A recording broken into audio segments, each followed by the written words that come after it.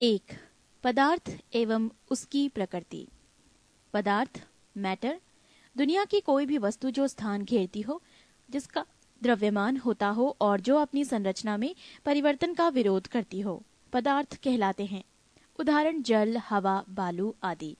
प्रारंभ में भारतीयों और यूनानियों का अनुमान था कि प्रकृति की सारी वस्तुएं 5 तत्वों के संयोग से बनी हैं। ये 5 तत्व हैं क्षितिज, जल, पावक, गगन एवं समीर। भारत के महान कृषि कणाद के अनुसार सभी पदार्थ अत्यंत सूक्ष्म कणों से बने हैं, जिसे परमाणु कहा गया है। पदार्थों का वर्गीकरण। पदार्थ 2 प्रकार के होते हैं, भौतिक वर्गीकरण और रासायनिक वर्गीकरण। भौतिक वर्गीकरण में ठोस, द्रव और गैस। रासायनिक वर्गीकरण में शुद्ध पदार्थ तथा मिश्रण। शुद्ध पदार्थ भी 2 प्रकार होते हैं, तत्व और यौगिक। मिश्रण के भी 2 प्रकार हैं, समांग और विषमांग। शुद्ध पदार्थ के जो तत्व और यौगिक हैं, तत्व के भी 2 भाग हैं, धात्विक और अधात्विक। यौगिक के भी 2 भाग हैं, कार्बनिक और अकार्बनिक। ये है पदार्थ का वर्गीकरण। ठोस, सॉलिड। पदार्थ की वो भौतिक अवस्था जिसका आकार एवं आयतन दोनों निश्चित हो, ठोस कहलाता है। जैसे लोहे की छड़, लकड़ी की कुर्सी, बर्फ का टुकड़ा आदि। द्रव, लिक्विड। पदार्थ की वो भौतिक अवस्था जिसका आकार अनिश्चित एवं आयतन निश्चित हो, द्रव कहलाता है। जैसे अल्कोहल, पानी, तारपीन का तेल, मिट्टी का तेल आदि। गैस, पदार्थ की वो भौतिक अवस्था जिसका आकार एवं आयतन दोनों अनिश्चित हो, गैस कहलाता है। जैसे हवा, ऑक्सीजन आदि। नोट, गैसों का कोई पृष्ठ नहीं होता है, इसका विसरण बहुत अधिक होता है तथा इसे आसानी से संपीड़ित, कंप्रेस किया जा सकता है। ताप एवं दाब में परिवर्तन करके किसी भी पदार्थ की अवस्था को बदला जा सकता है, परंतु इसके अपवाद भी हैं, जैसे लकड़ी, पत्थर, ये केवल ठोस अवस्था में ही रहते हैं। जल तीनों भौतिक अवस्था में रह सकता है। पदार्थ की तीनों भौतिक अवस्थाओं में निम्न रूप से साम्य होता है: ठोस, एरो, द्रव, एरो, गैस। उदाहरण जल। पृष्ठ 330।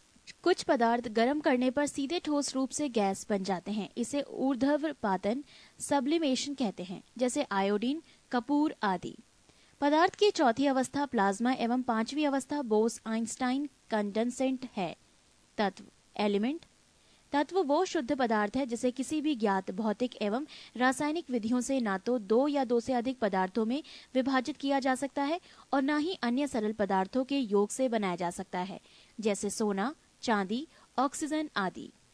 यौगिक, कंपाउंड। वो शुद्ध पदार्थ जो रासायनिक रूप से 2 या 2 से अधिक तत्वों के एक निश्चित अनुपात में रासायनिक संयोग से बने हैं, यौगिक कहलाते हैं। यौगिक के गुण उनके अवयवी तत्वों के गुणों से भिन्न होता है। जैसे जल। जल ऑक्सीजन एवं हाइड्रोजन से मिलकर बनता है। इसमें ऑक्सीजन जलने में सहायक होता है और हाइड्रोजन खुद जलता है, लेकिन इन दोनों का यौगिक जल आग को बुझा देता है। मिश्रण, मिक्सचर। वो पदार्थ जो 2 या 2 से अधिक तत्वों या यौगिकों के किसी भी अनुपात में मिलाने में प्राप्त होता है, मिश्रण कहलाता है। इसे सरल यांत्रिक विधि द्वारा पुनः प्रारंभिक अवयवों में प्राप्त किया जा सकता है, जैसे हवा। समांग मिश्रण, होमोजेनियस मिक्सचर। निश्चित अनुपात में अवयवों को मिलाने से समांग मिश्रण का निर्माण होता है। इसके प्रत्येक विभाग के गुण धर्म एक समान होते हैं, जैसे चीनी या नमक का जलीय विलयन, हवा आदि। विषमांग मिश्रण, हेट्रोजीनियस मिक्सचर। अनिश्चित अनुपात में अवयवों को मिलाने से विषमांग मिश्रण का निर्माण होता है। इसके प्रत्येक भाग के गुण एवं उनके संघटक भिन्न भिन्न होते हैं, जैसे बारूद, कुहासा आदि। मिश्रण को अलग करने की कुछ प्रमुख विधियां: रवाकरण, क्रिस्टलाइजेशन। इस विधि के द्वारा अकार्बनिक ठोस मिश्रण को अलग किया जाता है। इस विधि में अशुद्ध ठोस मिश्रण को उचित विलायक, सॉल्वेंट के साथ मिलाकर गर्म किया जाता है तथा गर्म अवस्था में ही कीप द्वारा छान लिया जाता है। छानने के बाद विलयन को कम ताप पर धीरे धीरे ठंडा किया जाता है। ठंडा होने पर शुद्ध पदार्थ क्रिस्टल के रूप में विलयन से पृथक हो जाता है। जैसे शर्करा और नमक के मिश्रण को इथाइल अल्कोहल में 348 केल्विन ताप पर गर्म कर इस विधि का द्वारा अलग किया जाता है।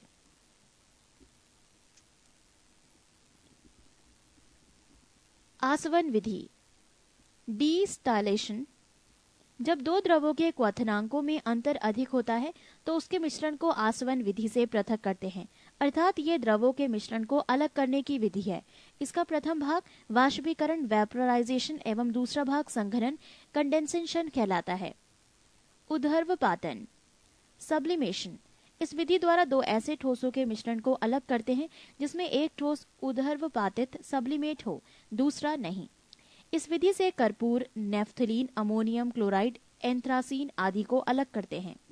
आंशिक आसवन फ्रैक्शनल डिस्टाइलेशन, इस विधि से वैसे मिश्रित द्रवों को अलग करते हैं जिनके क्वथनांकों में अंतर बहुत कम होता है। खनिज तेल या कच्चे तेल में से शुद्ध डीजल, पेट्रोल, मिट्टी तेल, कोलतार आदि इसी विधि द्वारा अलग किया जाता है। वर्ण लेखन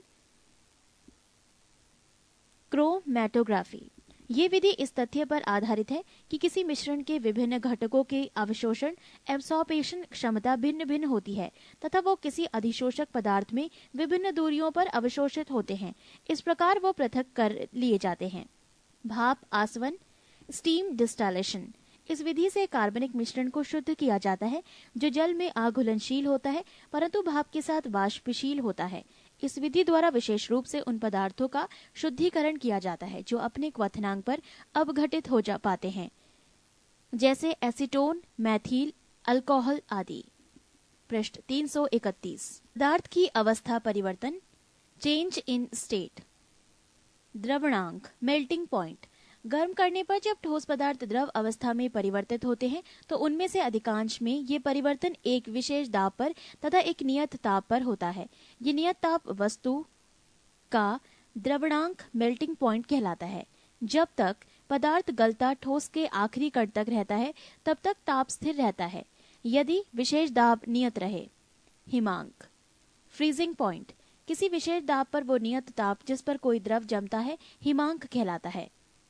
सामान्यतः पदार्थ का द्रवणांक एवं हिमांक का मान बराबर होता है, जैसे बर्फ का द्रवणांक एवं हिमांक 0 डिग्री सेल्सियस है। अशुद्धियों की उपस्थिति में पदार्थ का हिमांक और द्रवणांक दोनों कम हो जाता है। द्रवणांक पर दाब का प्रभाव 1. उन पदार्थों के द्रवणांक दाब बढ़ाने से बढ़ जाते हैं जिनका आयतन गलने पर बढ़ जाता है, जैसे मोम, तांबा आदि। 2. उन पदार्थों के द्रवणांक दाब बढ़ाने से घट जाता है जिनका आयतन गलने पर घट जाता है, जैसे बर्फ, ढलवा, लोहा आदि। गलने तथा जमने पर आयतन में परिवर्तन change of volume in fusion and solidification. क्रिस्टलीय पदार्थों में से अधिकांश पदार्थ गलने पर आयतन में बढ़ जाते हैं। ऐसी दशा में ठोस अपने ही गले हुए द्रव में डूब जाता है। ढला हुआ लोहा, बर्फ, एंटीमनी, बिस्मथ, पीतल आदि गलने पर आयतन में सिकुड़ते हैं। अतः इस प्रकार के ठोस अपने ही गले द्रव में प्लवन करते रहते हैं। इसी विशेष गुण के कारण बर्फ का टुकड़ा गले हुए पानी में प्लवन करता है। सांचे में केवल वो पदार्थ ढाले जा सकते हैं जो ठोस बनने पर आयतन में बढ़ते हैं, क्योंकि तभी वो सांचे के आकार को पूर्णतया प्राप्त कर सकते हैं। मुद्रण धातु ऐसे पदार्थ के बने होते हैं जो जमने पर आयतन में बढ़ते हैं। चांदी या सोने की मुद्राएं ढाली नहीं जाती, केवल मुहर स्टैंप लगाकर बनाई जाती है। मिश्र धातुओं का द्रवणांक m.p. उन्हें बनाने वाले पदार्थों के गलनांक से कम होता है, क्योंकि अशुद्धियों डाल देने पर पदार्थ का गलनांक घट जाता है। हिमकारी मिश्रण फ्रीजिंग मिक्सचर, किसी ठोस को उसके द्रवणांक पर गलने के लिए ऊष्मा की आवश्यकता होगी जो उसकी गुप्त ऊष्मा होगी। यह ऊष्मा साधारणतः बाहर से मिलती है, जैसे जल में बर्फ का टुकड़ा मिलाने पर बर्फ गलेगी, परंतु गलने के लिए द्रवणांक पर वो जल से ऊष्मा लेगी, जिससे जल का तापमान घटने लगेगा और मिश्रण का ताप घट जाएगा। हिमकारी मिश्रण का बनता इसी सिद्धांत पर आधारित है। उदाहरण, घर पर आइसक्रीम जमाने के लिए नमक का 1 भाग एवं बर्फ का 3 भाग मिलाया जाता है। इससे मिश्रण का ताप -22 डिग्री सेल्सियस प्राप्त होता है। वाष्पीकरण वेपोराइजेशन, द्रव से वाष्प में परिणत होने की क्रिया वाष्पीकरण कहलाती है। ये 2 प्रकार से होती है, 1 वाष्पन इवेपोरेशन, 2 क्वथन बॉइलिंग। क्वथनांक से कम तापमान पर द्रव के वाष्प में परिवर्तित होने की प्रक्रिया को वाष्पन कहते हैं। वाष्पन की क्रिया निम्न बातों पर निर्भर करती है।